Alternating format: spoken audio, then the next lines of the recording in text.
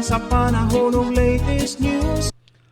Diyan sa tuloy niyang Pag-asa Mactan, pinagi ni Sir Manny Jan Agbay. Sir Manny, good morning. Yes, good morning, sir. Sir, ayalog sa tanang so kinting paminaw. Mao na atong latest weather update para karong adlaw, June 19, 2024. Ang southwest monsoon o kining habagat ang mo'y nakaapekto karon sa kasatang bahin sa Southern Luzon, sa Mindanao ug dinhi sa Visayas.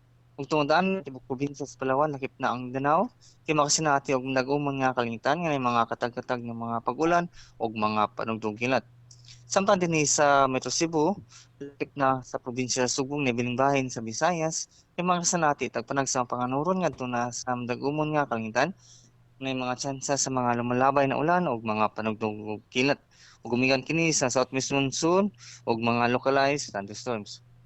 Ug karong mga orasan nakita mga nakita ng mga pag-ulan dinhi sa may Carmen, Asturias, dinhi sa may Danao City, Compostela, sa Cebu City, sa Toledo, dinhi sa may Barili, Merunda, Malbual, Alegria, dinhi sa Camotes Island, ug dinhi sa may Bantayan.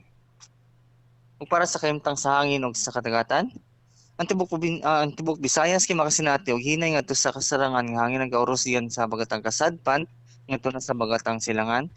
Di nang balod sa atong karagatan malinawon ngadto sa kasarangan ang pagbalod. Ug karong adlaw wala ra kita gisyong ang gilwarning para dinhi sa kadagatan sa Visayas. Dinhi sa Subo atong dagat niunas ganing alauna 59 sa kadlawon ug motaob kini karong alas 8:48 sa buntag. Temperatura dinhi sa Metro Cebu mag-range gikan sa 27 to 32 degrees Celsius.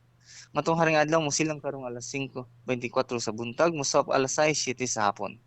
Ug mo lang ka natong latest weather update gikan diri sa Buhatan sa Pag-asa kini si Manager Angbay may buntag. Salamat, Sir Manny. Aming butag, Diyos Pag-asa. Okay, sir, good morning. Inyong gadabati si Sir Manny Jan Agbay, ang atong weather specialist gikan sa Pag-asa Mactan, nga naghatod sa tong dagan sa kahimtang sa panahon. Nining adlaw Miyerkules, Hunyo 19 tuig 2024. May police report Salamat ni Manny Jan Agbay. panahon ng latest news. O salamat sa Pag-asa Mactan, mayong buntag kaninyong tanan. Kauban kang kubra in action. Panahon ka o paminaw sa'yo sa kabuntado.